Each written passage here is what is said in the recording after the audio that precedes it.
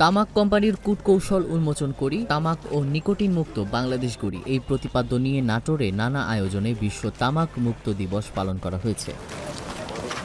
এই উপলক্ষে শনিবার বেলা 11টার দিকে জেলা প্রশাসকের আয়োজনে এক র্যালি বের করা হয়। র্যালিটি শহরের প্রধান সড়ক প্রদক্ষিণ করে কালেক্টর ভবনের সামনে এসে শেষ হয়। পরে জেলা প্রশাসকের সম্মেলন কক্ষে এক আলোচনা সভা অনুষ্ঠিত হয়। আলোচনা সভায় উপস্থিত ছিলেন জেলা প্রশাসক আসমা শাহিন, অতিরিক্ত জেলা প্রশাসক সার্বিক আবুল হায়াত, সহকারী কমিশনার ইশতিয়াক আহমেদ, সহকারী কমিশনার মাহমুদুল হাসান দীপু সহ বিভিন্ন শিক্ষা প্রতিষ্ঠানের শিক্ষার্থী ও এনজিও প্রতিনিধিরা উপস্থিত ছিলেন।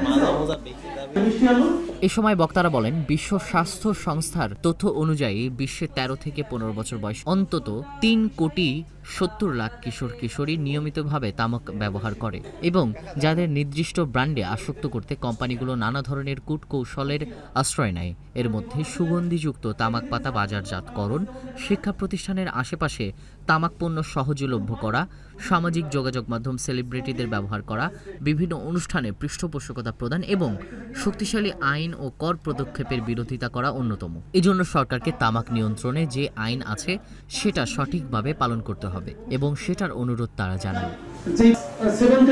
নাটোর প্রতিনিধি জালাল উদ্দিনের পাঠানো তথ্য ও ভিডিও চিত্রে ডেস্ক রিপোর্ট।